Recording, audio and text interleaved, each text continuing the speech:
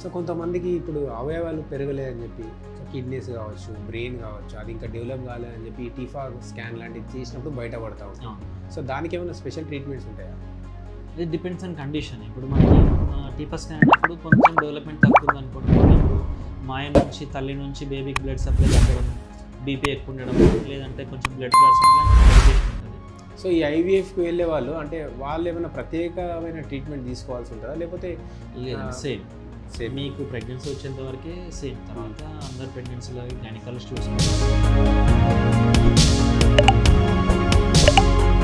పిండాలు install చేస్తారు. So twin pregnancy risk pregnancy, ఎందుకంటే నీకు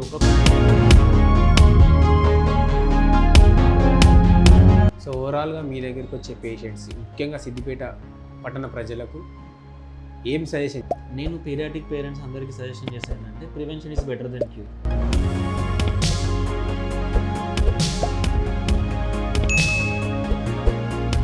మీరు ప్రియర్గా ఇప్పుడు డాక్టర్స్ డోర్ స్టెప్, ఒకప్పుడు డాక్టర్ దొరకకపోయేటోళ్ళు. హాస్పిటల్కి వెళ్తే సిద్దిపేట మొత్తానికి 2-3 డాక్టర్లు ఉంటారు. నెంబర్ ఆఫ్ డాక్టర్స్ పెరిగారు, మీకు ఆప్షన్స్ పెరిగినాయి. ఒక డాక్టర్ నచ్చకపోతే ఇంకో డాక్టర్ కలిసి ఆప్షన్ ఉంది మీకు. సో ఎక్కడ రిస్ట్రిక్షన్ లేదు.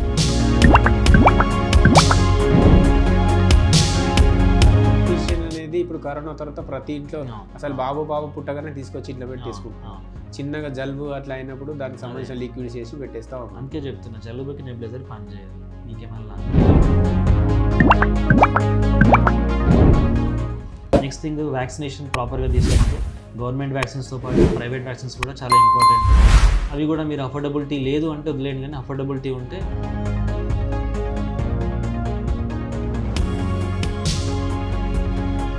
ఇంకొక important cell phone major culprit cell phone, TV సాధ్యమైనంత వరకు అవాయిడ్ చేయండి.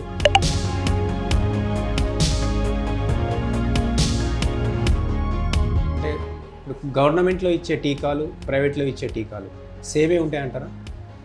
ఆల్మోస్ట్ గవర్నమెంట్ అయినా ప్రైవేట్ అయినా సేమ్ టీకాలండి. అంటే కంపోజిషన్ ఆల్మోస్ట్ ఒకటే ఉంటుంది. కాకపోతే కొంచెం గవర్నమెంట్లో పేరెంట్స్కి అట్లాగే మిగతా పేరెంట్స్ అందరికీ కూడా మీరు మీ తరఫున, మీ హాస్పిటల్ తరఫున ఎట్లాంటి సజెషన్ చేస్తారు?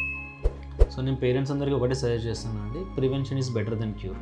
సో రోగం వచ్చాక మీరు హాస్పిటల్ చూడడం కాకుండా మీ చేతుల్లో ఏమేమి ఉన్నాయి, ఫస్ట్ 1 year వరకు మీరు ఎక్స్పెరిమెంట్లు బంద్ చేయండి పిల్లలు.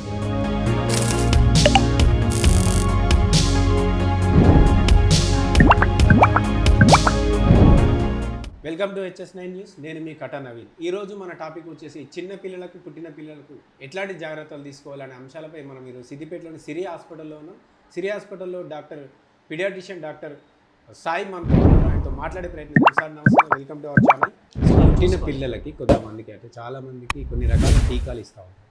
అంటే కొంతమంది ప్రైవేట్లో డెలివరీ అవుతుంటారు, కొంతమంది గవర్నమెంట్లో డెలివరీ చేసుకుంటూ ఉంటారు. సో అట్లాంటి వాళ్ళకు అంటే గవర్నమెంట్లో ఇచ్చే టీకాలు, ప్రైవేట్లో ఇచ్చే టీకాలు సేమే ఉంటాయంటారా? ఆల్మోస్ట్ గవర్నమెంట్ అయినా ప్రైవేట్ అయినా సేమ్ టీకాలండి. అంటే కంపోజిషన్ ఆల్మోస్ట్ ఒకటే ఉంటుంది. కాకపోతే కొంచెం గవర్నమెంట్లో హార్డ్ ప్రిపరేషన్స్ ఉంటాయి, ప్రైవేట్లో కొంచెం సాఫ్ట్ ప్రిపరేషన్స్ ఉంటాయి. ఇప్పుడు DPT టీకా ఉంది, గవర్నమెంట్లో అయినా ప్రైవేట్లో అయినా సేమ్ పనిచేయడం, దాని ఎఫికసీ ఆల్మోస్ట్ సేమ్. కాకపోతే ప్రైవేట్ టీకాలతో కొద్ది వరకు కాంప్లికేషన్స్ తక్కువ ఉండడం, ఎందుకంటే దాని సాఫ్ట్నెస్ వల్ల గడ్డలయ్యే కెపాసిటీ కానీ, దానివల్ల నొప్పి కానీ అట్లాంటివి తగ్గుతాయి. సో దానివల్ల మనం ప్రైవేట్ వ్యాక్సిన్ చాలా వరకు పెయిన్లెస్ వ్యాక్సిన్స్ అంటారు. యాక్చువల్గా పెయిన్లెస్ అంటే పెయిన్ ఉండకపోవడం అని కాదు, వీటికంటే కొంచెం పెయిన్ తక్కువ ఉంటుంది, లెస్ పెయిన్ ఉంటుంది. సో ఇంకొకటి చాలా వరకు ఏంటంటే మన ఏరియాలో ఇట్లాంటి రూరల్ ప్లేస్లలో, పెరిఫెరల్లో ఏంటంటే చాలామంది గవర్నమెంట్ వ్యాక్సిన్సే మంచివి, ప్రైవేట్లో వ్యాక్సిన్ తీసుకోవద్దు, ఇది ఓన్లీ డాక్టర్స్ డబ్బుల కోసం తీసుకుంటారని ఒక మిత్ అయితే ఉంది. అట్లా కాదండి, అన్ని వ్యాక్సిన్స్ ఇంపార్టెంటే. మీరు చాలా రకాల డబ్బులు ఖర్చు పెడతారు, బేబీ పుట్టగానే దావత్ చేసుకుంటారు, 21st డే ఖర్చు పెడతారు, వాడి బర్త్డే ఖర్చు పెడతారు లక్షలు. మీకు ప్రైవేట్ వ్యాక్సిన్స్ అన్నీ కలిపిన ఒక 15,000 రూపాయలు కావు. 6 నెలలకోటి, 7 నెలలకోటి, 15 నెలలకోటి అట్లా ఉంటాయి. ఒక 7-8 వ్యాక్సిన్స్ ఉంటాయి. ప్రతి వ్యాక్సిన్ ఇంపార్టెంట్. ఇంతకుముందు గవర్నమెంట్లో రోటా వైరస్ లేకుండే, ఓన్లీ ప్రైవేట్లో దొరికేది, గవర్నమెంట్ లాంచ్ చేసింది. ఇంతకుముందు న్యూమోకోకల్ వ్యాక్సిన్ గవర్నమెంట్లో లేకుండే, ఓన్లీ ప్రైవేట్లోనే ఉండేది, ఇప్పుడు గవర్నమెంట్ స్టార్ట్ చేసింది.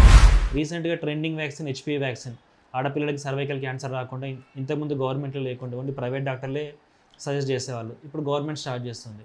సో ఇవన్నీ ఖర్చుతో ఉన్నాయి కాబట్టి గవర్నమెంట్ డబ్బులు వచ్చిన కొద్దీ మెల్లమెల్ల అడ్జస్ట్ చేసుకుంటూ జనాలకు ఇంట్రడ్యూస్ చేస్తూ ఉంది. సో ఇప్పుడు మనకి ప్రైవేట్లో దొరికే ఫ్లూ వ్యాక్సిన్ కానీ, టైఫాయిడ్ టీకా కానీ, చికెన్ పాక్స్ వ్యాక్సిన్ కానీ, హెపటైటిస్ వ్యాక్సిన్ కానీ, HPV వ్యాక్సిన్ కానీ ఇవి గవర్నమెంట్ సర్వీస్లో లేవు, ప్రైవేట్లో దొరుకుతాయి. ఇవన్నీ తీసుకుంటేనే మంచిదండి. ఆ కొద్దిపాటి అమౌంట్ మీరు పెట్టలేక కాదు, కానీ చాలామందికి తెలియదు. ఓన్లీ గవర్నమెంట్లో ఉన్న వ్యాక్సిన్ సరిపోతాయి, మిగిలిన అవసరం లేదని. సో మీకు అఫోర్డబిలిటీ ఇష్యూ కాకపోతే నా సజెషన్ అన్ని వ్యాక్సిన్ తీసుకుంటేనే మంచిది. గవర్నమెంట్తో పాటు ప్రైవేట్ కూడా తీసుకుంటేనే మంచిది. సో కొంతమంది పిల్లలు పుట్టడమే పసకలు అంటారు కదా, అవును అవును జాండీస్, అవును. పుట్టడమే అట్లా పుడతా ఉంటారు కదా, అసలు అది లోపం ఏంది, అసలు అట్లా పుట్టిన పిల్లలకి ఎట్లాంటి ట్రీట్మెంట్ చేస్తారు? ఓకే, యాక్చువల్గా పసకలు అనేవి చాలా కామన్ కాన్సెప్ట్ అండి. మనకి రోజు జాండీస్ తయారవుతూ ఉంటుంది, అంటే పసరికలి బిల్డుబిన్ మెటీరియల్ తయారవుతూ ఉంటుంది హిమోగ్లోబిన్ అనేది పగిలిపోవడం వల్ల. సో మన డైలీ మన లివర్ అనేది దాన్ని క్లియర్ చేస్తూ ఉంటుంది. సో న్యూబార్న్ బేబీ లివర్ చాలా ఇమ్మెచ్యూర్ ఉంటుంది. సో ఆ ప్రొడక్షన్ని హ్యాండిల్ చేయలేక బేబీ మెచ్యూర్ కానీ 4-5 days టైం పడుతుంది.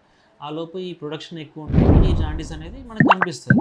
సో నార్మల్గా మనం పుట్టిన పిల్లలకి నా పెద్దవాళ్ళకి 1 కంటే ఎక్కువ ఉంటే బిల్డుబిన్ వాల్యూ అబ్నార్మల్. కానీ న్యూబార్న్కి మనకి డేస్ బట్టి ఫస్ట్ డే 5 దాటకపోతే ఏం కాదు, సెకండ్ డే 10 దాటకపోతే ఏం కాదు, 7 days 13 దాటకపోతే ఏం కాదు. సో కట్ ఆఫ్స్ని బట్టి మీకు డాక్టర్ అడ్వైజ్ చేస్తారు ట్రీట్మెంట్. దానికి స్పెషల్ ట్రీట్మెంట్ కూడా ఏమి ఉండదు. రొటీన్ కేసులలో, ఫిజియలాజికల్ కేసులలో ఒక సపరేట్ అల్ట్రావైలెట్ లైట్ ఉంటుంది, అది స్కిన్ నుంచి మీకున్న ఆ బిల్డుబిన్ లెవెల్స్ని డిజాల్వ్ చేసి మోషన్లో వెళ్ళేటట్టు చేస్తుంది. సో అది సింపుల్ ట్రీట్మెంట్. చాలామందికి అవసరం పడుతుంది, మెజారిటీ ఒక 30-40% కేసులకి అవసరం పడుతుంది. దానికి భయపడాల్సిన అవసరం లేదు. ఎవరికైతే మదర్కి నెగిటివ్ గ్రూప్ ఉండి బేబీకి పాజిటివ్ ఉంటుంది, లేదంటే బేబీది మదర్ది ఓ గ్రూప్ ఉండి బేబీది ఏ కానీ బి కానీ ఉండడం, లేదంటే కొన్ని రక్త కణాలు పగిలిపోయే డిసీజ్ ఉంటాయి, ఇట్లాంటి చాలా రేర్ కండిషన్స్. ఇట్లాంటి వాళ్ళకి జాండీస్ కొంచెం డేంజరస్. ఇన్ టైంలో ట్రీట్మెంట్ తీసుకోకపోతే వాళ్ళకి కొంచెం బ్రెయిన్కి ఎక్కి ఇన్ఫెక్ట్ అయ్యే ఛాన్స్ కూడా ఉంటుంది. అంటే ఇప్పుడు పుట్టిన బేబీకి కాకుండా ఇప్పుడు మదర్ కూడా ఏమైనా ఎట్లాంటి జాగ్రత్తలు తీసుకోవాలి? చాలామంది జాండీస్ వచ్చినప్పుడు తల్లికి ఆయిల్ ఫుడ్ పెట్టొద్దని, తల్లికి నాన్ వెజ్ పెట్టొద్దని ఇవన్నీ చేస్తారండి. యాక్చువల్లీ ఈ జాండీస్కి మనం పెద్దవాళ్ళకి వచ్చే ఆయిల్ ఫుడ్ వాటి రెస్ట్రిక్షన్ ఏం చేయాల్సిన అవసరం లేదు. ఇది నార్మల్ అందరి పిల్లలకి జరిగే ప్రాసెస్. ఆ ఫిజియలాజికల్ ప్రాసెస్లో కొద్ది మందికి వేరియేషన్ ఉంటుంది, కట్ ఆఫ్ కంటే కొంచెం ఎక్కువ ఉంటుంది, వాళ్ళ ట్రీట్మెంట్ అవసరం పడుతుంది. ఎవరికైతే కట్ ఆఫ్స్ కంటే తక్కువ ఉందో వాళ్ళకి ఎలాంటి ట్రీట్మెంట్ చేయాల్సిన అవసరం లేదు. నార్మల్ సపోర్ట్ ఇస్తే సరిపోతుంది, మంచి ఫీడింగ్ ఇస్తే సరిపోతుంది. అంటే పుట్టిన పిల్లలు మామూలుగా 1 year దాకా కొంతమంది ఏం తినరు, అంటే 1 year తర్వాత వాళ్ళకి ఎట్లాంటి ఫుడ్? యాక్చువల్గా చాలామంది మదర్స్ మమ్మల్ని అడిగే క్వశ్చన్స్ ఏంటంటే ఫుడ్ ఎప్పుడు స్టార్ట్ చేయాలి, కొద్దిమంది 4 నెలలకే స్టార్ట్ చేస్తారు, కొద్దిమంది 3 నెలలకే స్టార్ట్ చేస్తారు, మేము పెట్టినాం కదా అని. సో మనకి body system maturity levels increase కానీ టైం పడుతుంది. ఐస్ పర్ గైడ్లైన్స్ 6 నెలల వరకు తల్లిపాలు సరిపోతాయి బేబీకి. సో తల్లిపాలు ఓన్లీ 6 months వరకు ఇస్తే సరిపోతుంది మీకు కంప్లీట్గా. ఎలాంటి ఫుడ్ వాటర్ ఎలాంటిది అవసరం లేదు. చాలామంది సమ్మర్లో వాటర్ ఇవ్వచ్చా ఇట్లాంటివి అడుగుతుంటారు. 6 monthsలో బేబీస్కి కంప్లీట్ బ్రెస్ట్ ఫీడ్ ఉన్న బేబీకి వేరే ఎలాంటిది ఇవ్వకుండా ఏం కాదు. ఆఫ్టర్ 6 months మనం ఇన్ టైమ్గా మెల్లమెల్లగా ఫుడ్ స్టార్ట్ చేయాలి. ఇప్పుడు చిన్నపిల్లలు ఎట్లయితే పాలు తాగుతారో అదే రకంగా మనం ఇచ్చే ఫుడ్ కూడా లిక్విడ్ స్టేట్లో ఉండాలి. ఫస్ట్ లిక్విడ్ ఉగ్గులా చేసి పెట్టుకోవాలి, తిన్నా కొద్దిగా సెమీ లిక్విడ్ చేసుకోవాలి, ఇంకా కొంచెం అరుగుతుంది బేబీ మింగగలుగుతుందంటే సెమీ సాలిడ్ చేసుకోవాలి, మెల్లమెల్ల సాలిడ్స్ ఇంట్రడ్యూస్ చేసుకోవాలి. సో మనం బేబీ కొత్తగా కాబట్టి మనకి ఏం పడుతుందో ఎవరికి తెలియదు, డాక్టర్కి తెలియదు, మదర్కి తెలియదు. సో కొందరికి కొన్ని అలర్జీస్ ఉంటాయి, కొందరికి అరటిపండు తింటే పడదు, కొందరికి ఫుడ్ అలర్జీస్ ఉంటాయి. సో మీరు ఏదైనా కొత్త ప్రోడక్ట్ స్టార్ట్ చేసేటప్పుడు ఫస్ట్ టైం నువ్వు ఆ బేబీకి ఒక ఫ్రూట్ పెడుతున్నావు, లేదంటే ఉగ్గు పెడుతున్నావు, ఎనీ ఐటమ్ స్టార్ట్ చేసినా నువ్వు day 1 రోజు కొద్దిగానే ఇవ్వాలి. బేబీ తింటున్నా కూడా ఎక్కువ ఇవ్వకూడదు. ఎందుకంటే ఫస్ట్ 2-3 months అంతా టెస్ట్ అండ్ ట్రయల్, బేబీకి ఏది పడుతుంది ఎవరికి తెలియదు. సో మనం ఫస్ట్ ఇంట్రడ్యూస్ చేసేటప్పుడు లిటిల్ బిట్ అమౌంట్ ఇవ్వాలి, తెల్లారి బేబీకి మంచి కంఫర్టబుల్ ఉంది, ఇబ్బంది లేదు అంటే నెక్స్ట్ టైం క్వాంటిటీ పెంచుకుంటూ పోవాలి. ప్లస్ ఒకటే రోజు 4-5 రకాల కొత్త ఐటమ్స్ పెట్టకూడదు. ఒకవేళ పొద్దున్న లేచినాక వామిటింగ్స్ మోషన్స్ అయితే నీకు దేనివల్ల ఏందో అర్థం కాదు. సో ఎప్పుడు కానీ ఒక న్యూ ఐటమ్ పెడితే ఆ రోజు అదొకటి న్యూ ఐటమ్ ఉండాలి, పాత కంటిన్యూ చేస్తూ ఉండాలి. సో ఫస్ట్ 2-3 months ఇవన్నీ టెస్ట్ అండ్ ట్రయల్ లాగా ఉంటుంది. మెల్లమెల్లగా అన్ని ఫ్రూట్స్ అలవాటు చేస్తూ ఉండాలి. మేజర్ మనకి డిబేట్ ఎక్కడ వస్తుందంటే ఎగ్ ఎప్పుడు పెట్టాలి, చికెన్ ఎప్పుడు పెట్టాలి, మటన్ ఎప్పుడు పెట్టాలి, ఇట్లాంటివి అడుగుతుంటారు. సో మనం లైఫ్లో కొన్ని స్టడీస్ ఏంటంటే ఎర్లీ ఏజ్లో ప్రోటీన్స్ స్టార్ట్ చేస్తే ప్రోటీన్ అలర్జీస్, పేగులకు సంబంధించిన irritable bowel disease, inflammatory bowl అట్లాంటి వచ్చే ఛాన్స్ ఉంటాయని చెప్పేసి 9 months వరకు వైట్ ఎగ్ పెట్టకూడదండి. ఎల్లో ఎగ్ మీరు 6 monthsకి స్టార్ట్ చేసుకోవచ్చు, సాఫ్ట్ అయితే ఉంటుందో. వైట్ ఎగ్ మాత్రం బెస్ట్గా 9 months 10 months వరకు స్టార్ట్ చేసుకోవాలి. చికెన్స్, మటన్స్ అట్లాంటివి మీరు చాలా మందిలో ఒక అపోహ ఉంటుంది, ఎల్లో తినొద్దు, చిన్నపిల్లలకు పెట్టొద్దు, వైట్ మాత్రం పెట్టాలి. లేదండి, చికెన్ మీకు ఎల్లో ఎగ్ కూడా చాలా మంచిదే అండి, పిల్లలకు పెట్టుకోవచ్చు. వాటికి ఇంకా ఎర్లీగా పెట్టుకోవచ్చు, ఫ్యాట్ ఉంటుంది కాబట్టి నువ్వు 6 months తర్వాత స్టార్ట్ చేసుకోవచ్చు. యాక్చువల్గా బ్రెయిన్ మైలినేషన్ కానీ బేబీ డెవలప్మెంట్ కానీ ఫ్యాటీ యాసిడ్ చాలా ఇంపార్టెంట్. సో మనం రిస్ట్రిక్ట్ చేయాల్సిన అవసరం లేదు. సో ఇప్పుడున్న సమాజంలో పిల్లలు వాళ్ళకి తినబెట్టాలంటే ఒక పెద్ద కష్టంతో కూడుకునే పని. ఇప్పుడు అంతా వాళ్ళు 1 year నుంచి 5 years వరకు కూడా ఫోన్ ఇస్తేనే తింటున్నారు పిల్లలు. సో తల్లిదండ్రులు ఈ అలవాటుని దూరం చేయాలంటే ముందు నుంచి ఎట్లాంటి జాగ్రత్తలు? సో యాక్చువల్గా మనము పిల్లలకి ఇవన్నీ అలవాటు చేస్తామండి. అంటే మన ఫ్యామిలీలో కూడా ఇట్లాంటివి జరిగింది పిల్లలు. మనకి టైం లేక ఇప్పుడు బేబీ వాడు ఒక దగ్గర కూర్చోడు, హై ఎనర్జెటిక్ ఉంటారు, ఫుల్ యాక్టివ్ ఉంటారు, ఇంట్లోకి బయటకు 100 సార్లు తిరుగుతారు, మనం 10 సార్లు తిరుగుతాం, వాళ్ళు 100 సార్లు తిరుగుతారు. అంత ఏజ్ పిల్లలు ఒక దగ్గర కూర్చోబెట్టి తినమంటే తినరు, వాడికి డిస్ట్రాక్ట్ అయితే ఉంటుంది, అది కనిపిస్తుంది ఇది కనిపిస్తుంది.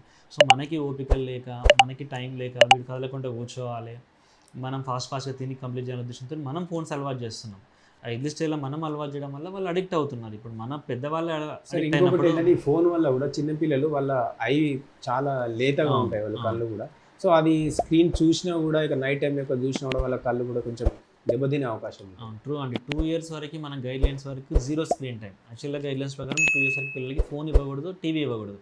మనం వాళ్ళతో టైం స్పెండ్ చేయాలి. ఇప్పుడు మనం రీసెంట్గా ఆటిజం కేసులు మీరు వినే ఉంటారు.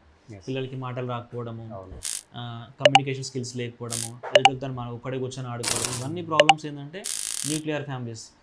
పేరెంట్స్ ఉంటారు, ఓన్లీ మదర్ ఫాదర్ ఉంటారు, ఇద్దరు జాబులు చేసుకుంటారు, తాత నాన్నమ్మ ఎవరు ఉండరు. సో వాడికి ఎవరు టైం దొరక్క ఓన్లీ ఫోన్ చూస్తే నీకు 1 వే కమ్యూనికేషన్. చెప్పేది వింటో తప్ప నువ్వు మాట్లాడవు.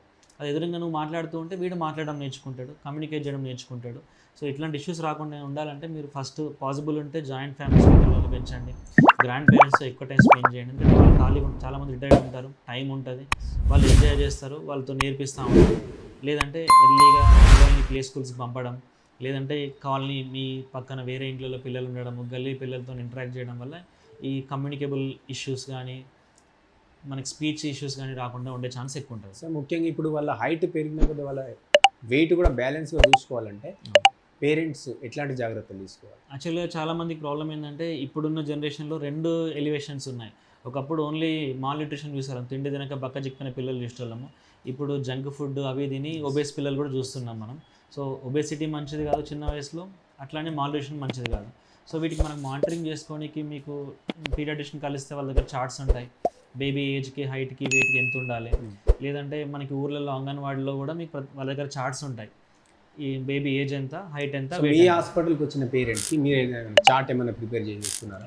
ఎవరైతే మనం రెగ్యులర్గా మనకి చూడగానే అర్థమైపోతుంది, బేబీ వాడు బరువు మేము కంపల్సరీ రికార్డ్ చేస్తాం రాగానే, వాడి ఏజ్ తగ్గట్టు బరువు ఉండి హైట్ లేకపోతే హైట్ మానిటరింగ్ చేసుకుంటాము. ఒకవేళ హైట్ వెయిట్ మ్యాచ్ కాకపోతే ఎక్కడో defect, most of the cases nutrition తినకపోవడం వల్లనే ఉంటాయి. సో ప్రాపర్ ఫుడ్ గైడ్ చేస్తాము. నువ్వు మంచి ఫుడ్ ఇస్తున్నావు, బేబీకి మంచి తింటున్నాడు, ఆకలి ఉంది, ఎవ్రీథింగ్ అంతా ఉంది, అయినా కూడా బరువు పెరగట్లేదు, హైట్ పెరగట్లేదు అంటే ఒకటి జెనెటిక్ ఇష్యూస్ ఉంటాయి, లేదంటే లోపల ఏమైనా రోగాలు ఉంటాయి. ఇప్పుడు టీబీ పేషెంట్స్ కానీ, క్యాన్సర్ పేషెంట్స్ కానీ, కొన్ని లోపల రోగం అంతా ఎనర్జీ తినేస్తూ ఉంటుంది, ఎంత తిన్నా కూడా హైట్ వెయిట్ పెరగవు. సో అట్లాంటి వెరీ రేర్ కేసెస్. ముందైతే మనం హైట్ వెయిట్ తక్కువ ఉన్న పిల్లలు వస్తే ఫస్ట్ వాళ్ళని గైడ్ చేస్తాము, ప్రాపర్ న్యూట్రిషన్ అడ్వైస్ చేస్తాము. సార్ మా బాబు మంచిగా తిన్నాడు, మంచిగానే ఫుడ్ తీసుకుంటుండు, ఆకలి బాగుంది, అయినా పెరగట్లేదు అంటే అప్పుడు మనం ఇట్లాంటి టెస్టులు వెతుక్కుంటూ పోతాం. సో కొంతమంది పిల్లలు అంటే ఇప్పుడు 700 గ్రామ్స్ కావచ్చు, 600 బిలో 1 kg పిల్లలు అట్లా పుట్టిన పిల్లలకి మీ హాస్పిటల్లో ప్రత్యేక ట్రీట్మెంట్స్ ఏమైనా ఉన్నాయి? అవునండి, మన దగ్గర ఎన్ఏసి ఫుల్ ఫ్లెడ్జ్ ఉందండి. మన దగ్గర డిఎం నీనటలిస్ట్ డాక్టర్ గారు కూడా ఉన్నారు. వీళ్ళ పని ఏంటంటే ఎస్పెషల్ ఇట్లాంటి వెరీ లో బర్త్ బేబీని బాగా హ్యాండిల్ చేయగలుగుతారు. సో వీటన్నిటికి ఛాలెంజ్, ఇప్పుడు పిండం అనేది కడుపులో పెరగడం వేరు, బయట పెరగడం వేరు. సో నువ్వు బయట నుంచి ఎంత సపోర్ట్ చేసినా కూడా బేబీకి పెరిగిన తర్వాత బ్రెయిన్ ఫంక్షనింగ్ మంచిగా ఉండాలి, యాక్టివిటీస్ మంచిగా ఉండాలి, నార్మల్గా ఇన్ఫెక్షన్స్ రాకుండా, ఐ ఇబ్బంది కాకుండా, చెవులు ఇవన్నీ తీసుకురావడం మనకు ఛాలెంజ్. సో బేబీకి వెయిట్ పెరగడం ఒకటే కాకుండా ఇవన్నీ కూడా మనం ప్రాపర్గా డెవలప్ అవుతుందో చెక్ చేసుకొని ఇవన్నీ కేర్ ఇవ్వాల్సి ఉంటుంది. సో ఇలాంటి ఫ్రీడమ్ రిలీజ్ చాలా వరకు మనం హ్యాండిల్ చేసాము. చాలామంది పిల్లలు సక్సెస్ఫుల్గా డిశ్చార్జ్ అయ్యి ఇప్పుడు మంచి న్యూరలాజికల్ అవుట్కమ్తో చాలామంది ఉన్నారు. సో ఇప్పటికి మీ హాస్పిటల్కి బయట హాస్పిటల్ తేడా అంటే చాలా హాస్పిటల్స్ ఉన్నాయి, సిద్దిపేట అనేది చాలా ఈ మధ్య చాలా విస్తరించింది, చాలా ఈ చిల్డ్రన్స్ హాస్పిటల్ చాలా ఉన్నాయి. సో వాటితో పోల్చుకుంటే మీరు చేసే ప్రత్యేక ట్రీట్మెంట్ ఎట్లా? ఇప్పుడు మనం సైడ్ నుంచి స్పెషల్గా మన హాస్పిటల్ అంటే మేము డెడికేటెడ్తో పనిచేస్తున్నాం. అఫ్కోర్స్ అందరు చేస్తుంటారు కానీ మన కన్సిడరేషన్. ఇంకోటి ఎన్ఐసిలో మనకి రీసెంట్గా డిఎం నీనటలిస్ట్ డాక్టర్ జాయిన్ అయ్యారు. సో ఇట్లాంటి స్పెషలిస్ట్ అన్ని హాస్పిటల్లో లేరు. ఇట్లాంటి వెరీ లో బర్త్ వెయిట్ బేబీస్కి, బరువు తక్కువ ఉన్న పిల్లలకి, నెల తక్కువ ఉన్న పిల్లలకి స్పెషల్ చికిత్స ఫెసిలిటీస్ అన్నీ మన హాస్పిటల్లో అందుబాటులో ఉన్నాయి. సో ఇంకోటి ఏంటంటే సార్ ఇప్పుడు బిలో 1 kg పిల్లలకి లైట్ కింద పెట్టాలని అంటూ ఉంటారు కదా, సో అదేంటి, దానివల్ల ఏం జరుగుతుంది అసలు? లైట్ అని కాదండి, యాక్చువల్గా ఇంక్యుబేటర్స్ అట్లాంటివి పెద్ద పెద్ద సెంటర్లో చాలా ఎక్స్పెన్సివ్. మన సిద్దిపేట లాంటి సెటప్స్లో వార్మర్స్ ఉంటాయి. సో కడుపు లోపల ఉన్నప్పుడు బాడీ టెంపరేచర్ అనేది నార్మల్ టెంపరేచర్ మెయింటైన్ కావాలి. సో అలా లైట్ కింద పెట్టామని అంటే ఒక బాక్స్ మనకి వార్మర్ అని ఉంటుంది, అది నీకు బాడీ టెంపరేచర్ న్యూట్రలైజ్ చేస్తుంది. అంటే నీకు ఎక్కువ కానియదు తక్కువ కానియదు. బేబీ చల్లబడితే ఎక్కువ వేడి ఇస్తుంటుంది, బేబీ వేడి పెరుగుతుంది వార్మర్ వల్ల అంటే సెల్ఫ్ కంట్రోల్ ఆటోమేటిక్గా అది మన బాడీ టెంపరేచర్ కంట్రోల్ చేసి ఒకటే టెంపరేచర్ మన తల్లి కడుపు లోపల ఉన్నప్పుడు ఎట్లయితే టెంపరేచర్ మెయింటైన్ అవుతుందో అట్లాంటి టెంపరేచర్ మెయింటైన్ అయ్యే మెకానిజం దాంట్లో ఉంటుంది. ఇట్లాంటి వార్మర్ మెకానిజం అనేది చాలా ఇంపార్టెంట్. 1.5 కిలో 1.4 కిలో వచ్చేంత వరకు బేబీ వార్మర్లో ఉంటేనే బెస్ట్. ఆ వెయిట్ దాటిన తర్వాతనే మనం బయట వాతావరణానికి అలవాటు ఎందులో చెక్ చేసుకొని మెల్లమెల్లగా మదర్ సైడ్ ఇచ్చేస్తాం. సో చాలామంది పేరెంట్స్ ఏం చేస్తుంటారు అంటే మెడికల్ షాప్లో దొరికే ఈ సెరిలాక్ కానీ ఆ వీట్ అని ఇంకా రకరకాల ఫుడ్స్ తీసుకొచ్చి, సో వాళ్ళకి టైం లేకనా ఏంటో తెలియదు కానీ అవి తీసుకొచ్చి పెడతా ఉంటారు. సో అవి పెట్టడం బెటరా, లేదంటే మన ఇంట్లో ఉండే ఫుడ్ తయారు చేసుకొని పెట్టడం? I suggest always home made. ఎందుకంటే ఇప్పుడు బిర్యానీ బెస్టా ఇంట్లో అన్నం బెస్టా అంటే ఇంట్లో అన్నం బెస్ట్ అని చెప్తాం. బిర్యానీ తినడానికి బాగుంటుంది కానీ ఫస్ట్ ఆప్షన్ కాదు. సో మీకు నిజంగానే టైం లేదన్నప్పుడు ఆప్షన్ చూసుకోవడం లేదు, కానీ మీకు ఓపిక ఉండి చేసుకోగలిగితే మన అమ్మ తాత వాళ్ళు ఎట్లా చేసారో నాన్నమ్మలు ఎట్లా చేసారో హోమ్ మేడ్ ఫుడ్ అలవాటు చేయడం బెస్ట్. సో ఇప్పుడున్న సమాజంలో నిజంగానే ఈ మొబైల్ ఫోన్స్ అంటే పిల్లలు తరచూ చూస్తూ ఉన్నారు. 1 year బేబీ నుంచి మీకు 10-12 years బేబీస్ వరకు వాళ్ళు అసలు మొబైల్ ఫోన్ అనేది వీడియో వాళ్ళు తినాలంటేనే మొబైల్ ఫోన్ ఇవ్వాలి. అసలు ముఖ్యంగా మీరు మీ దగ్గరికి వచ్చే ఈ తల్లిదండ్రులకి మీరు ఏం చెప్తారు? ఇది ఎవ్రీడే ఛాలెంజ్. ప్రతిరోజు ఆల్మోస్ట్ 50% 90% పేరెంట్స్ చెప్తారు మా వాడు ఫోన్ ఎక్కువ చూస్తాం. ఫస్ట్ థింగ్ ఏంటంటే మనం కూడా ఎక్కువ చూస్తాం. సో మనం ఇంట్లో అట్మాస్ఫియర్ క్రియేట్ చేయొద్దు. ప్లస్ పిల్లలకి చెప్పే కదా వాళ్ళకి హైపర్ యాక్టివిటీ ఉంటుంది, వాళ్ళ బ్రెయిన్ చాలా ఫాస్ట్గా పరిగెడుతుంటుంది, ప్రతిదీ వాడికి కొత్తగానే ఏం చూసినా వాడికి యాంగ్జైటీ ఫీల్ అవుతూ ఉంటాడు. సో అవన్నీ ఎంకరేజ్ చేసుకుని వాడికి ఆ సరిపోయే టైం మనం ఇవ్వగలిగినప్పుడు ఇలాంటివి అవాయిడ్ చేస్తాం. లేదు అంటే నువ్వు ఒక 4 గోడల మధ్యలో కూర్చుండబెట్టి నువ్వు ఏం చేయకుండా కూర్చో అంటే ఏ పిల్లగాడితో కాదు. సో వాడు ఏదో ఒకటి ఎంటర్టైన్మెంట్ కోసం చూస్తూ ఉంటాడు. ఆబ్వియస్గా సెల్ ఫోన్ అనేది ప్రపంచంలాగా అయిపోయింది. వాడితో games, phone, colourful videos entertainment దొరుకుతున్నాయి కాబట్టి అడిక్ట్ అవుతున్నారు. సో అట్లాంటి ఎంటర్టైన్మెంట్ మనం బయట ఇప్పగలగాలి వాడికి. ఎక్కువసేపు స్కూల్ నుంచి రాగానే మళ్ళీ ట్యూషన్ కాకుండా ఏదైనా గేమ్స్ వాడు ఇంట్రెస్ట్గా చేయాలి. ఇప్పుడు స్కూల్కి ట్యూషన్ అంటే పోడాడు, చదవడం అంటే వాడికి ఇంట్రెస్ట్ ఉండదు. ఏదైనా యాక్టివిటీస్ గేమ్స్ కానీ బయటకు వెళ్ళి అవుట్డోర్ యాక్టివిటీస్ కానీ డ్యాన్స్ కానీ పిల్లలు ఇంట్రెస్ట్ బట్టి ఏదో ఒకటి యాక్టివిటీ ఎంకరేజ్ చేస్తే వాడికి 2-3 hours వాడు గడిచిపోతుంది. ఈవినింగ్ వచ్చిన తర్వాత హోంవర్క్ చేసుకుంటాడు, తింటాడు, పడుకుంటాడు. కానీ ఖాళీకి కూర్చొని టీవీ చూడొద్దు, ఫోన్ చూడొద్దు, బయటకు వెళ్ళొద్దు, రోడ్ మీద వెళ్తే వెహికల్స్ ఉంటాయి, ఇట్లన్నీ రిస్ట్రిక్ట్ చేస్తే కష్టం. సార్ మీరు అన్నారు ఇప్పుడు పిల్లలకి ఎగ్, చికెన్ లాంటివి పెట్టవచ్చు, అది ఏ ఏజ్ వరకు పెట్టవచ్చు? ఇంకొకటి ఏంటంటే రెడ్ మీట్ పెట్టవచ్చు ఆ పిల్లలకి, ఆ ఏజ్ వాళ్ళకి రెడ్ మీట్ పెట్టవచ్చు. యాక్చువల్గా మీట్ అనేది మంచిదండి పిల్లలకి, కాకపోతే ఏదైనా మితంగా. ఇప్పుడు మనం వీక్లీ వన్స్ చాలామంది ఫ్యామిలీ తెచ్చుకుంటారు, ఇట్స్ గుడ్ హ్యాబిట్స్. పిల్లలు చాలామంది తినరు, ఎంకరేజ్ చేస్తూ ఉండాలి వాళ్ళని. మనం వాళ్ళతో పాటు కూర్చొని తింటూ ఉంటే వాళ్ళకు కూడా అలవాటు అవుతుంటుంది. జనరల్గా చికెన్ మటన్ నేను 1 year సజెస్ట్ చేస్తాను. ఈ ఎర్లీ 1 year పిల్లలు సరే తినరు, అట్లీస్ట్ మీరు అలవాటు చేయడానికి కీమా చేసి పెట్టడం చేసుకోవాలి. ఎగ్ కొంచెం ఎర్లీగా స్టార్ట్ చేసుకోవచ్చు. చికెన్ కూడా మీరు మితంగా, దాంట్లో ఫ్యాట్ ఉంటుంది, ప్రోటీన్ ఉంటుంది కాబట్టి మనం ఎవ్రీ వీక్ బ్యాలెన్స్డ్ డైట్ కింద ఇచ్చుకుంటే బాగానే ఉంటుంది, గ్రోత్ అవన్నీ బాగుంటాయి. కానీ ఎవ్రీడే నాన్ వెజ్ అలవాటు చేయడం అయితే కరెక్ట్ కాదు. సరే ఇప్పుడు సీజనల్ ఫీవర్స్ వచ్చినప్పుడు పిల్లలు సర్ది, జ్వరం అనేది బాగా ఎక్కువ వస్తుంది. సో అట్లాంటప్పుడు ఈ సీజనల్ ఫీవర్స్ రాకుండా ముందుగానే తల్లిదండ్రులు ఎట్లాంటి జాగ్రత్తలు ఇంట్లో? ఒకటండి, అంటే సీజన్లో ఫీవర్స్ అందరికీ వస్తాయి, పెద్దవాళ్ళకి వస్తాయి, పిల్లలకి వస్తాయి. కాకపోతే చిన్నపిల్లలు ఎక్కువ ఎఫెక్ట్ అవుతారు, ఎందుకంటే వాళ్ళ లైఫ్ బిగినింగ్లో ఉంటుంది.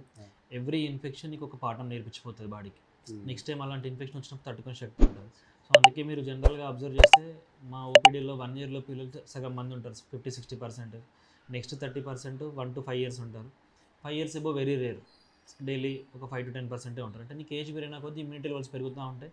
ఆల్రెడీ ఆ ఇన్ఫెక్షన్ వచ్చి ఉంటుంది కాబట్టి బాడీ దాంట్లో నేర్చుకుంటుంది. వ్యాక్సిన్ ఇస్తే ఎట్లయితే, వ్యాక్సిన్ అంటే నథింగ్ బట్ నీకు ఇప్పుడు సపోజ్ మీరు ఫ్లూ వ్యాక్సిన్ ఇస్తారు అంటే ఫ్లూ సంబంధించిన బ్యాక్టీరియా మన బాడీకి ఎక్కిస్తున్నాము, అది బాడీ నేర్చుకుని రెడీగా ఉంటుంది. నెక్స్ట్ టైం ఇన్ఫెక్షన్ వస్తే మనం ఫైట్ చేస్తాం. అట్లా నీకు ఎవ్రీ ఇన్ఫెక్షన్ బాడీకి నేర్పిస్తూ ఉంటుంది.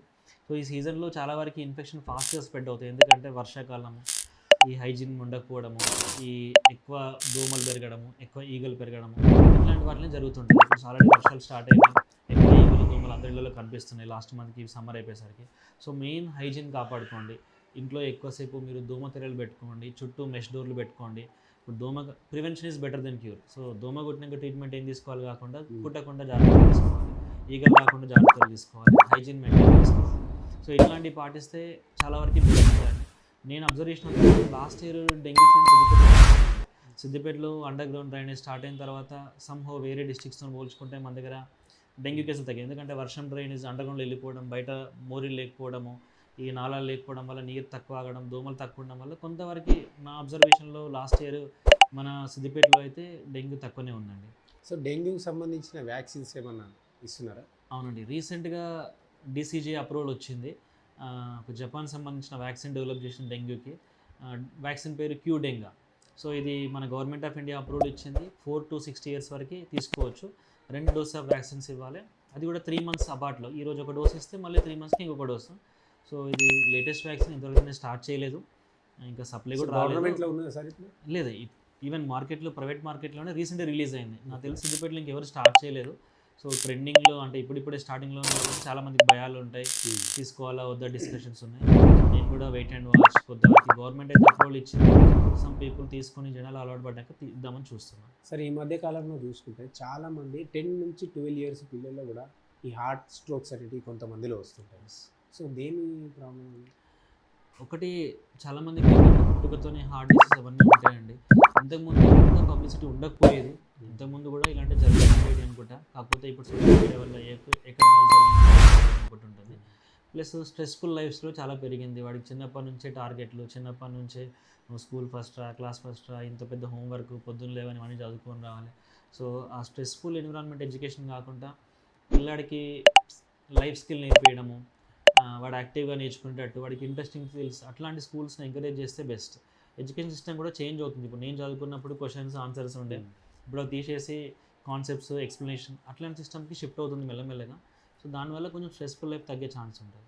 సో కొంతమంది పుట్టిన పిల్లల్లో కూడా ఇట్లాంటి సమస్యలు వస్తున్నాయి. సో అది ఏదైనా జెనెటిక్ డిసార్డర్ ఉంటుందా, లేకపోతే అసలు ఏంటి ప్రాబ్లం? ఇట్స్ డిపెండ్స్ అండి. చాలామందికి ఇప్పుడు పుట్టగానే హోల్ ఉందని చెప్తారు. కొంతవరకు ఇప్పుడు పీడిఏ కానీ, పిఎఫ్ఓ కానీ, చిన్న చిన్న రంధ్రాలు ఉంటాయి. చాలామంది పిల్లలకు ఉంటాయి. నీకు ఏజ్తో పాటు హార్ట్ సైజ్ పెరుగుతూ ఉంటుంది. ఆ గోడల మధ్యలో గ్యాప్ ఉంది, అది కూడా పెరుగుకుంటూ సెట్ అవుతుంది. ఏవైతే మేజర్ ప్రాబ్లమ్స్ ఉన్నాయో వాళ్ళకి సర్జరీ వరకు వెళ్తుంది. ఇన్ టైంలో మనం చెకప్ చేసుకుంటే చాలామంది ఇప్పుడు హార్ట్ సర్జరీ అంటే 50-50 ఉంటాడు పోతాడు అంటుండే. ఇప్పుడు మెజారిటీ కేసెస్ బయటపడుతున్నాయి. ఎవరైతే హార్ట్ ఫెయిల్యూర్ కాకముందే ముందే డయాగ్నోజ్ చేసుకొని పిల్లలు స్టేబుల్గా ఉన్నప్పుడు ఆపరేషన్ పిల్లలు అందరూ బయటపడుతున్నారు మ్యాక్సిమం. ఓన్లీ ఛాలెంజ్ ఏంటంటే నువ్వు కరెక్ట్ టైంలో డయాగ్నోజ్ చేసుకోవడం. చాలామంది హార్ట్ ఇష్యూస్ ఉన్న పిల్లలకి మనం గుడ్డిగా గుర్తుపెట్టాలంటే హైట్ వెయిట్ పెరగరు, రిపీటెడ్గా లంగ్ ఇన్ఫెక్షన్స్ వస్తున్నాయి, రిపీటెడ్గా ఫీవర్స్ వస్తాయి. అట్లాంటప్పుడు మనకి బ్యాక్గ్రౌండ్ ఏమైనా ఉన్నాయో చెక్ చేసుకోవాల్సి ఉంటుంది. అంటే ఇప్పుడు తల్లిదండ్రులకు అంటే వాళ్ళ వారసత్వం అంటే వాళ్ళ ఫ్యామిలీలో ఎవరికైనా అట్లా ఉంటే పిల్లలకు వచ్చే అవకాశం ఉంటుంది సార్? హార్ట్ డిసీజ్లో జెనెటికల్గా వచ్చే ఛాన్సెస్ కొంచెం తక్కువనే అండి. ఇది కొంచెం స్పొరాడిక్గానే ఉంటుంది. జెనెటిక్ డిసీజెస్ అంటే కొన్ని ఉంటాయి. కొన్ని జన్యుపరంగా వచ్చే వాటిలో చాలామంది పిల్లలకి హార్ట్ కూడా ఇన్వాల్వ్ అవుతుంది. ఇప్పుడు డౌన్ సిండ్రోమ్ ఉంది, ఒక క్రోమోజోమ్ ఎక్కువ అవడం వల్ల పిల్లలు పుడతారు. అట్లాంటి పిల్లలకి కామన్గా హార్ట్ ఇష్యూస్ ఉంటాయి. సార్, ఇంకొక డౌట్ చాలా మందిలో ఇప్పటికి కూడా ఉన్నది, ఈ మేనరికం చేసుకుంటే కొంత పుట్టే పిల్లలు లోపాలు ఉంటాయని చెప్పి ఇప్పటికి కూడా కొంత అపోహ ఉన్నది. అట్లాంటి అపోహ ఉన్న వాళ్ళకి ఏం చెప్తారు సార్? అపోహ ఏం కాదండి. నేను యాజ్ ఎ డాక్టర్గా మేనరికం చేసుకోవద్దని స్ట్రిక్ట్గా చెప్తాను. ఎందుకంటే మేము చాలామంది పిల్లల్ని జెనెటిక్గా బ్యాడ్ ఉన్న పిల్లల్ని చూస్తాము. మాకు ఛాలెంజ్ ఏంటంటే, ఇప్పుడు సపోజ్ మేనరికం పిల్లైంది, బాగా కొట్టిండు, రాగానే దమ్ముతో అడ్మిట్ చేసి చూస్తే అబ్నార్మల్ అనిపిస్తుండు. మేనరికం వల్ల ప్రాబ్లం రావాలంటే వాళ్ళు ఈగో హర్ట్ అయ్యారు. గ్రాండ్ పేరెంట్స్ వాళ్ళందరూ మేము చేసుకున్నాం, నా పిల్లలకు చేసినాం, ఇట్లాంటి డిస్కషన్ స్టార్ట్ అవుతుంది. ద థింగ్ ఏంటంటే, ప్రతి మనిషిలో 2 సెట్ల ఆఫ్ జీన్స్ ఉంటాయి. తల్లిలో 2 sets ఉంటాయి, ఫాదర్లో 2 sets ఉంటాయి. సో ఒక్క సెట్లో అబ్నార్మల్ ఉన్నా ఇంకో సెట్ తల్లిని మంచిగా ఉంది. ఇప్పుడు same type of genes, same family. మేనరికం అంటే ఏంది? ఒకటే జీన్స్. మన మూలం ఎక్కడో ఒకరు ఉంటారు. సో ఆ సేమ్ జీన్స్ సేమ్ ఫ్యామిలీస్ అవుతూ ఉంటాయి. సో ఆ అబ్నార్మల్ జీన్స్ ఇద్దరిలో ఉన్నప్పుడు బై ఛాన్స్ తల్లి నుంచి ఉన్న అబ్నార్మల్ జీన్, తల్లి నుంచి అబ్నార్మల్ జీన్ వచ్చి బేబీకి వచ్చింది అనుకోండి. సో బేబీలో నార్మల్ జీన్ ఉండదు, అప్పుడు బేబీకి ప్రజెంట్ అవుతుంది. సో మేనరికం పెళ్ళిల్లో ఎక్కువ ఛాన్స్ ఉంటుంది జెనెటిక్ డిసీజ్ రానికి. మేనరికం లేకున్నా ఉంటుంది, కానీ పాసిబిలిటీ మేనరికంలోనే ఎక్కువ ఉంటుంది. సో యాజ్ ఏ డాక్టర్గా నేను మేనరికం పెళ్ళిళ్ళు అస్సలు ఎంకరేజ్ చేయను, సజెస్ట్ చేయను. ఒకవేళ మీరు అంత రియలిస్టిక్ లవ్ అఫెక్షనేట్ ఉంటే నా సజెషన్, ప్రీ మ్యారిటల్ కౌన్సిలింగ్ చాలామంది చేస్తున్నారు, ప్రీ మ్యారిటల్ జెనెటిక్ టెస్టింగ్ చేస్తున్నారు. హైదరాబాద్లో చాలా సెంటర్స్ ఉన్నాయి. మీరు వెళ్ళి మేము ఇట్లా పెళ్లి చేసుకోవాలనుకుంటున్నాం, మా ఇద్దరిలో ఏమన్నా డిఫెక్ట్ జీన్స్ ఉన్నాయా, లేదంటే మీ చుట్టాలలో ఎవరన్నా, మీ రిలేషన్స్ ఎవరైనా జెనెటిక్ డిఫెక్ట్స్తో బాధపడితే వాళ్ళ డిసీజ్ ఏందో చెప్తే ఆ జీన్స్ మీ ఇద్దరిలో ఉందా, ఉంటే ఎంత పాసిబిలిటీ రానికుందో ఇవన్నీ చెప్తారు వాళ్ళు. సో అది బెస్ట్ చాయిస్. ఒకవేళ మీరు నిజంగా మేనరికం పెళ్లి చేసుకోవాలి, ఫ్యామిలీస్లో ఇదివరకు ఇట్లాంటి జరిగినాయి అనుకుంటే ఇట్లాంటి దాంట్లో వెళ్తే ఛాన్సెస్ తక్కువ. ఎందుకంటే ఎవరైనా పిల్లలు ఉండాలనుకుంటారు తప్ప అబ్నార్మల్ పిల్లలు ఎవరు అనుకోరు. సో అబ్నార్మల్ పిల్లలు ఉండడం కంటే లేకపోవడం మంచిది. సో సో ఇట్లాంటివి చేసుకుంటే బెస్ట్. సో చాలామంది కొంతమంది పిల్లలు హైట్ పెరగరు. సో వాళ్ళు ఏమనుకుంటారంటే వాళ్ళ నాన్న హైట్ తక్కువ ఉన్నాడు, సో వీడు కూడా అంతే హైట్ ఉంటాడేమో అని చెప్పి అనుకుంటా ఉంటారు. నిజంగా అట్లా ఉంటుందా సార్? అవునండి. హైట్ అనేది చాలా వరకు పేరెంటల్ హైట్ మీద డిసైడ్ అవుతుంది. మన జెనెటిక్స్ ప్రిడిస్పోజిషన్ చాలా వరకు ఉంటుంది. జనరల్గా పిల్లలు మదర్ ఫాదర్ యావరేజ్ హైట్లో, ఆడపిల్లలు మదర్ ఫాదర్ యావరేజ్ కంటే తక్కువ హైట్ ఉంటారు, మగ పిల్లలు మదర్ ఫాదర్ యావరేజ్ కంటే హైట్ ఎక్కువ ఉంటారు. ఇది జనరల్గా. సో కొంతమంది పేరెంట్స్ హైట్ తక్కువ ఉంటారు, పిల్లలు కూడా హైట్ తక్కువ ఉంటారు. నువ్వు ఎంత మెడికేషన్ చేసుకున్నా నీ జెనెటిక్ ఇప్పుడున్న ఈ అడ్వాన్స్ టెక్నాలజీలో సో పిల్లల్ని ఎవరైతే అట్లా ఉన్న వాళ్ళని ఈ వేరే అడ్వాన్స్ టెక్నాలజీతో వాళ్ళ హైట్ పెరిగే అవకాశాలు ఏమైనా ఉన్నాయా? చాలా తక్కువ అండి ఛాన్సెస్. అంటే మీరు బోన్స్ ఫ్యూజ్ కాకముందు, అంటే మెచ్యూరిటీ రాకముందు 15-16 ఇయర్స్ ముందు నిజంగానే మీరు షార్ట్ స్టేజ్ ఫీల్ అవుతున్నారు అంటే ఎండోక్రైనాలజిస్ట్ డాక్టర్ని కలిస్తే కొన్ని హార్మోన్ ఇంజెక్షన్స్ ఇస్తారు, కొంతవరకు ట్రై చేయొచ్చు. కానీ 100% జెనెటిక్గా ప్రీడిస్పోజ్ అయి ఉంటే ఛాన్సెస్ తక్కువ. లేదు న్యూట్రిషన్ లేదంటే వరుసగా తినకపోవడము లేదంటే వేరే అదర్ ఫ్యాక్టర్స్ వల్ల హైట్ ఆగిపోయింది, మనం స్టిమ్యులేట్ చేస్తే పెరిగే ఛాన్స్ ఉంటుంది. సార్ ఇప్పుడు ప్రెగ్నెన్సీ ఉన్న వాళ్ళు సో కంటిన్యూషన్గా ఇప్పుడు ప్రతి మంత్ ఇప్పుడు 9 నెలలు ప్రతి నెల పోయి చూపించుకోవాలి అట్లా ఉంటుంది. అని చాలా కొంతమంది మిస్ అవుతారు. ఒక నెల పోయి ఒక నెల పోకపోవడం అట్లా పోక అంటే సరిగా ట్రీట్మెంట్ తీసుకోకపోవడం వల్ల అంటే ఈ డెలివరీ అయినప్పుడు అట్లా వాళ్ళకి ఏమైనా లోపాలు బాబు పాపను పుట్టినప్పుడు ఏమైనా లోపాలు కనబడతాయి సార్ మీకు? మీ జనరల్గా ఇప్పుడు మన తరం వాళ్ళు హాస్పిటల్కి వెళ్ళి చూపించుకోలేదు. కాకపోతే అప్పుడు చాలా మంది బేబీస్ పుట్టేవాళ్ళు డెత్ అయ్యాలి. ఒక 1000 మంది బేబీలకి 100 మంది బేబీలు డెత్ అయ్యాయి. హార్డ్లీ మనకి మోర్టాలిటీ రేట్ చాలా ఆల్మోస్ట్ 30-20 లోపు వచ్చింది. ఇవన్నీ ఏంటంటే పేషెంట్స్ ఎడ్యుకేట్ అవ్వడము, రెగ్యులర్గా గైనకాలజిస్ట్ని కలవడము, ఎవ్రీ మంత్ చెక్ చేయడము, పిండం బరువు చెక్ చేసుకోవడము, ఇప్పుడు టీఫా స్కాన్లు ఎన్టీ స్కాన్లు ఎవరైతే అబ్నార్మల్ పిల్లలు ఉంటే అబార్ట్ చేసుకోవడము, ఇవన్నీ ఏంటంటే బేబీ మంచిగా పెరగడానికి ఆస్కారం ఉంది. లేదంటే నీకు ఉమ్మని తక్కువ ఉన్న బరువు తక్కువ ఉన్న డాక్టర్లను కలిస్తే గైనకాలజిస్టులు బేబీ పెరగడానికి మెడిసిన్స్ ఇవ్వడము, లేదంటే ఎక్కడన్నా బీపీ ఉన్న షుగర్ ఉన్న అది బ్యాలెన్స్ చేయడం వల్ల మంచిగా పిండం పెరిగితే పుట్టాక మంచిగా ఉంటుంది. సో నువ్వు ప్రెగ్నెన్సీ టైంలో సరిగా ఫాలోఅప్ చేయకపోతే ఆబ్వియస్గా నువ్వు బ్యాడ్ బేబీని తీసుకొచ్చి నాకు ఇస్తావు, దాన్ని మంచి చేయడం నాకు కూడా ఛాలెంజింగ్గా ఉంటుంది. అట్లాంటి కేసులు ఏమైనా వచ్చాయి? చాలా వస్తాయండి, అట్లా ఏం లేదు, చాలా వస్తాయి. కాకపోతే ఇంతకుముందు అంతా లేవు. అంటే ఒక 10 years బ్యాక్ చాలామందికి ఇట్లాంటి నాలెడ్జ్ ఉండకపో, టీఫా స్కాన్ అంటే తెలియకపో. ఇప్పుడు almost every pregnant womens even గవర్నమెంట్లో కూడా టీఫా స్కాన్ చేస్తున్నారు. నీకు 5 నెలలప్పుడే పిండం బాగుందా, గుండె బాగుందా, సో మెజారిటీ ప్రాబ్లమ్స్ స్క్రీన్ చేస్తున్నారు. అందుకని పుట్టాక సర్వైవల్ ఛాన్స్ ఉండే పిల్లల్ని గుండె అబార్ట్ చేపిచ్చేస్తున్నారు. మంచిగా ఉన్న వాటిని చిన్న ప్రాబ్లమ్స్ కంటిన్యూ చేస్తున్నారు. సో కొంతమందికి ఇప్పుడు అవయవాలు పెరగలేదని చెప్పి సో కిడ్నీస్ కావచ్చు, బ్రెయిన్ కావచ్చు, అది ఇంకా డెవలప్ కాలేదని చెప్పి టీఫా స్కాన్ లాంటివి చేసినప్పుడు బయటపడతా ఉంటాం. అవును, సో దానికి ఏమైనా స్పెషల్ ట్రీట్మెంట్? ఇది డిపెండ్స్ ఆన్ కండిషన్. ఇప్పుడు మనకి టీఫా స్కాన్ అయినప్పుడు కొంచెం డెవలప్మెంట్ తక్కువ ఉంది అనుకోండి, కొన్ని మాయ నుంచి తల్లి నుంచి బేబీకి బ్లడ్ సప్లై తగ్గడము, బీపీ ఎక్కువ ఉండడము, లేదంటే కొంచెం బ్లడ్ క్లాట్స్ అట్లాంటి వాటికి మెడికేషన్ ఉంటుంది, కొన్నిటికి ఉండదు. సో అవి నిజంగానే పుట్టాక బేబీకి ప్రాబ్లమాటిక్ అని అనిపిస్తే చాలా వరకు గైనకాలజిస్ట్ డాక్టర్లు మాతో డిస్కస్ చేస్తారు, పేరెంట్స్ని మా దగ్గర పంపిస్తారు. సరే ఈ బేబీ డెలివరీ అయితే ఎలా ఉంటుంది, ఫ్యూచరు మంచిగా ఉంటుందా లేదా, కంటిన్యూ చేసుకోమంటారా వద్దంటారా, ఇట్లాంటి డిస్కషన్ మేము కూడా ప్రెగ్నెన్సీ మదర్స్తో మేము కూడా డిస్కస్ చేస్తాము. ఇవి కూడా కొన్నిసార్లు చిన్న చిన్న ప్రాబ్లమ్స్ ఉంటే, కొంతమంది ఫస్ట్ టైం మ్యారీడ్ పెళ్ళైనాక 1 yearకే ప్రెగ్నెన్సీ వచ్చింది, వాళ్ళు కంటిన్యూ చేసుకొని చూసుకోరు. లేదు వాడు ఐవీఎఫ్ ప్రెగ్నెన్సీ ఉంది, ఒక 8 years 10 years లేక ప్రెగ్నెన్సీ వచ్చింది, అట్లాంటప్పుడు క్రైటీరియా మారుతూ ఉంటుంది. చిన్న చిన్న ప్రాబ్లమ్స్ ఉన్నా కంటిన్యూ చేసుకోండి అని చెప్తాం. లేదు ఫ్రెష్ ప్రెగ్నెన్సీకి ప్రాబ్లమాటిక్ చాలామంది విల్లింగ్ చూపించారు, అది person to person variation, condition to condition variation ఉంటుంది. సో ఈ ఐవీఎఫ్కి వెళ్ళే వాళ్ళు అంటే వాళ్ళు ఏమైనా ప్రత్యేకమైన ట్రీట్మెంట్ తీసుకోవాల్సి ఉంటుందా, లేకపోతే లేదండి సేమ్ మీకు ప్రెగ్నెన్సీ వచ్చేంత వరకే సేమ్. తర్వాత అందరు ప్రెగ్నెన్సీలో గైనకాలజిస్ట్ చూసుకుంటారు. Most of the times IVF babies ఉండే ఛాన్స్ ఉంటుంది. సో సక్సెస్ రేట్ కోసం చాలామంది 2 పిండాలు 3 పిండాలు ఇన్స్టాల్ చేస్తారు.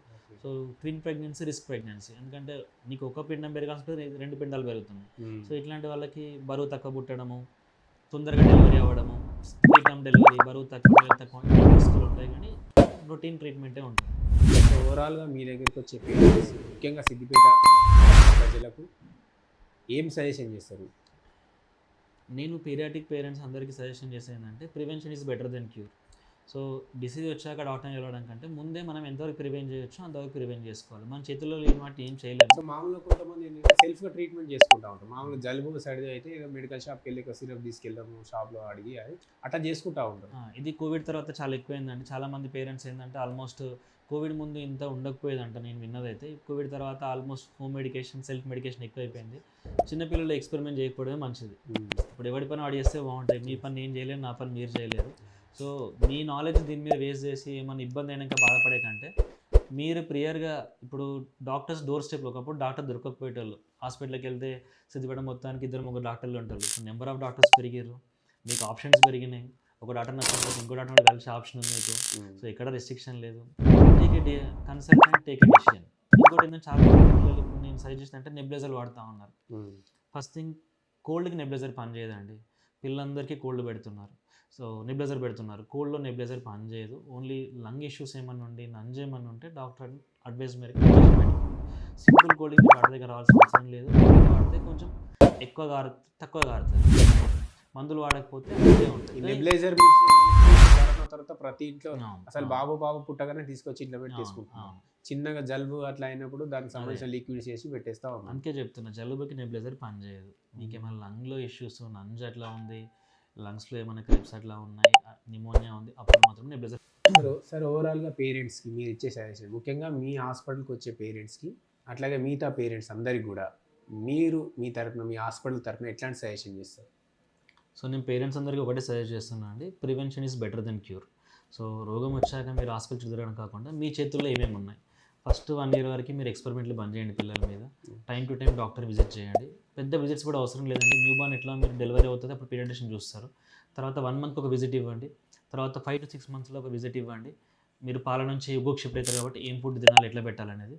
తర్వాత 1 yearకి ఒక విజిట్ ఇవ్వండి. ఇంతకంటే ఎక్కువ అవసరం లేదు. మీరు బేబీ మంచిగా ఉంటే మీరు అనవసరంగా మందులు వాడడం కానీ మీ సెల్ఫ్ మెడికేషన్ చేయకండి. ప్రాబ్లమ్ డాక్టర్ని కలవండి. ఎందుకంటే చిన్నపిల్లలు చాలా సెన్సిటివ్ ఉంటారు, తొందరగా బ్యాడ్ అయ్యే ఛాన్స్ ఉంటుంది కాబట్టి టైం టు టైం కన్సల్ట్ అవ్వండి.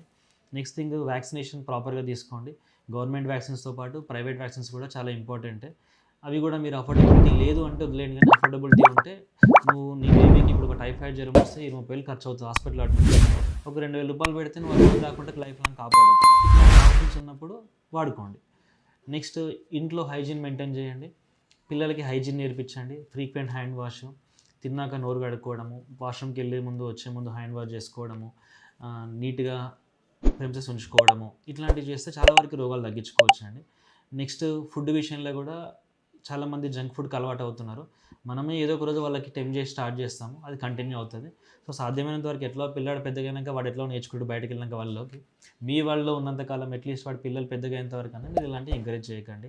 చాలామంది కూల్ డ్రింక్స్, థమ్స్అప్స్, టీస్, ఇప్పుడు చిన్నపిల్లల కెఫిన్ మంచిది కాదు, హై టీస్ ఇవ్వడం వల్ల చిప్స్ ప్యాకెట్స్ అని చిప్స్, ఆటిజం ఇష్యూస్ అట్లాంటివి వస్తున్నాయి. ఈ కూల్ డ్రింక్స్, థమ్స్అప్ వల్ల హై షుగర్స్కి ఎఫెక్ట్ అవుతున్నారు. ఇట్లాంటివి మీ చేతుల్లో ఉన్నాయి, స్కిప్ చేయండి, అసలు ఎంకరేజ్ చేయకండి. సార్ ఇంకొక important cell phone major culprit cell phone, TV సాధ్యమైనంత వరకు అవాయిడ్ చేయండి. As a doctor, as a parent first మనం కంట్రోల్ చేసుకున్నాక పిల్లలకి చెప్పడం స్టార్ట్ చేస్తే రిజల్ట్స్ వస్తాయి. ఇదండి డాక్టర్ సాయిరామ్ చెప్తా ఉన్నారు సిరి హాస్పిటల్ నుండి. మీ పిల్లలకు 2 సంవత్సరాల పిల్లలకు సెల్ ఫోన్ అనేది ముఖ్యంగా ఇవ్వకపోవడం మంచి. దానివల్ల వాళ్ళ మెంటల్గా కూడా అట్లాగే వాళ్ళ కళ్ళకు కూడా చాలా ఇబ్బంది జరిగే అవకాశం ఉంటుంది. అదే కాకుండా పిల్లలు ముఖ్యంగా వాళ్ళ ఫుడ్ ఏదైతే సార్ చెప్పారో ఆ ఫుడ్ అంతా కూడా తినిస్తే పిల్లలు ఎత్తు బరువు పెరగడం చాలా బాగుంటుందని చెప్తా ఉన్నారు. సిరి హాస్పిటల్లో అడ్వాన్స్డ్ టెక్నాలజీ వైద్య సేవలు ఉన్నాయి. సో మీ పిల్లలకి ఎట్లాంటి సమస్యలు వచ్చినా కూడా సిరి హాస్పిటల్ని సంప్రదించండి. డాక్టర్ సాయిరామ్.